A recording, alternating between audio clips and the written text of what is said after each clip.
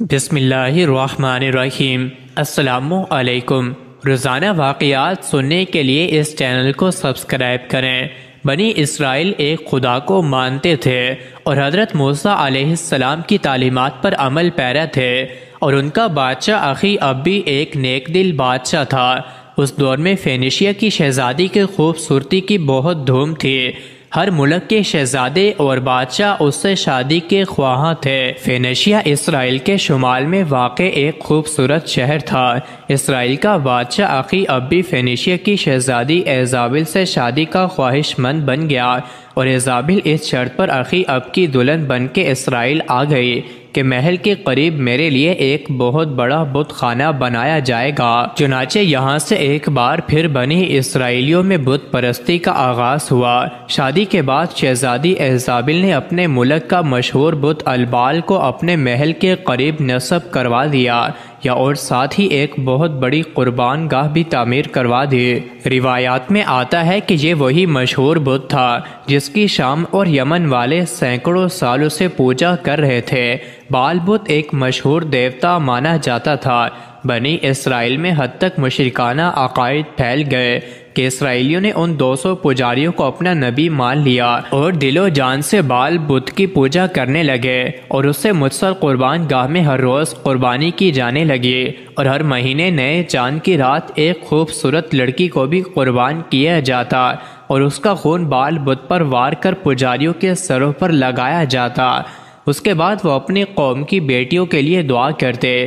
یہ بات اتنی عام ہو گئی کہ لڑکیوں نے اپنے بال تک بنانا چھوڑ دیے، کہیں انہیں خوبصورت سمجھ کر بال بت کی نظر نہ کر دیا جائے۔ بس پھر اللہ پاک نے ان لوگوں کو دی ہوئی ڈھیل ختم کی، اور اپنے پیارے پیغمبر حضرت الیاس علیہ السلام کو ان کی طرف مبعوث فرما دیا۔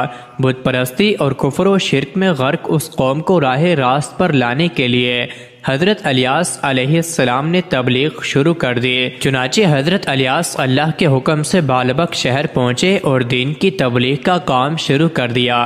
یہ یاد رہے کہ اس شہر کا نام بالبک بھی بال بت کی وجہ سے پڑا تھا۔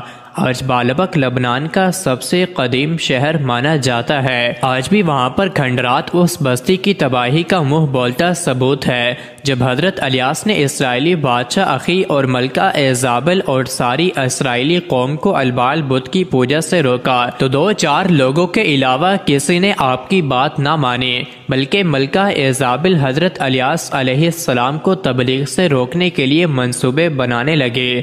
ملکہ ایزابل اس وقت پوری دنیا کی خوبصورت خاتون تھی، چنانچہ اس نے اپنے حسن سے وار کرنے کا ارادہ کیا، اور ایک دن حضرت الیاس علیہ السلام کو گرفتار کروا کر جیل میں بند کروایا، اور خود نیم عریاں حالت میں ان کے سامنے بیٹھ گئے۔ ملکہ ایزابل ایک خاص قسم کا پرفیوم بھی استعمال کرتی تھی کہ جب بھی وہ کسی مرد کے سامنے جاتی تو اس پرفیوم سے وہ اپنی ذہنی حالت کھو بیٹھتا تھا، اور پاگلوں کی طرح ایزابل کے جسم کے گرد گھومنے لگتا۔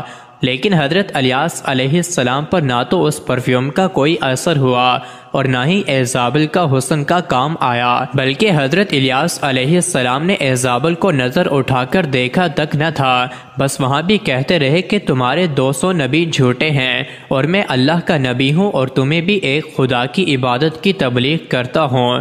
اس کے بعد حضرت الیاس بے انتہا اذیتیں دی گئیں۔ قید سے رہا ہونے کے بعد آپ کو پریشان کیا جاتا رہا۔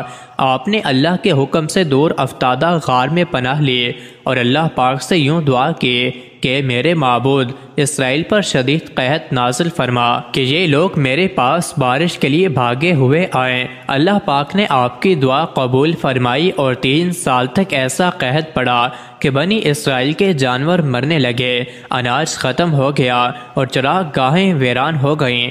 حضرت الیاس علیہ السلام اللہ تعالیٰ کے حکم سے اخی اب سے ملے، اور اس سے کہا کہ یہ عذاب اللہ تعالیٰ کی نافرمانی کی وجہ سے ہے، اور اگر تم اب بھی باز آ جاؤ تو یہ عذاب دور ہو سکتا ہے۔ میری سچائی کے امتحان کا بھی یہ بہترین موقع ہے۔ تم کہتے ہو کہ اسرائیل میں تمہارے معبود بال کے 200 نبی ہیں، تم ایک دن ان سب کو میرے سامنے جمع کر لو، وہ بال کے نام پر قربانی پیش کریں، اور میں اللہ کے نام پر قربانی کروں گا۔ جس کی قربانی کو آسمانی آگ آ کر بھسم کر دے گی اس کا دین سچا ہوگا۔ سب نے اس تجویز کو خوشی خوشی مان لیا۔ چنانچہ کوہ کرمل کے مقام پر یہ اجتماع ہوا۔ بال کے جھوٹے نبیوں نے اپنی قربانی پیش کی اور صبح سے دوپہر تک بال سے التجائیں کرتے رہے مگر کوئی جواب نہ آیا۔ اس کے بعد اللہ کے نبی حضرت الیاس علیہ السلام نے قربانی پیش کی، جس پر آسمانی بجلی گری اور اس کو لے گئی۔ یہ دیکھنا تھا کہ بہت سے لوگ فوراً سجدے میں گر گئے کہ الیاس علیہ السلام ہی سچے نبی ہیں۔ اس کے بعد آپ نے دعا کی تو بارش بھی ہوئی۔ پھر حضرت الیاس علیہ السلام تبلیغ کرنے کے لیے کچھ عرصہ سہودا چلے گئے۔ وہاں پر بھی لوگوں نے آپ کی بات نہ مانی تو آپ وہاں پر پیش گوئی کر آئے کہ کچھ ہی عرصے بعد تم لوگ تباہ و برباد ہو جاؤ گے۔ پھر آپ دوبارہ اسرائیل تشریف لے آئے جہاں بادشاہ اخی اب اور ملکہ ایزابل آپ کی جان کے دشمن تھے۔ روایت میں ہے کہ حضرت الیاس علیہ السلام نے اخی اب سے کہا کہ بہت جلد تمہیں اور تمہاری بیوی کو جنگلی کتے چیر پھاڑ دیں گے۔ کچھ ہی عرصے بعد بالبک کو مہلک بیماریوں نے گھیر لیا جس سے بادشاہ اخی اب کے بہت سے فوجی مارے گئے اور اس کا فائدہ دشمن ملک نے اٹھا کر اسرائیل پر حملہ کر دیا اور بالبک کو تہس نہس کر دیا۔ بادشاہ اخی اب اپنی ملکہ ایزابل کو لے کر جنگلی راستے سے فرار ہو گیا جہاں راستے میں اس پر حملہ ہوا اور بادشاہ اخی اب اور ملکہ ایزابل پر جنگلی کتے چھوڑ دیے گئے۔ یہ تھا اس حسن کی دیوی کا انجام جس کی لاش کے ٹکڑے بھی شاید کسی کو نہیں ملے ہوں گے۔ مزید ایسے ہی ویڈیوز کے لیے چینل کو ضرور سبسکرائب کریں۔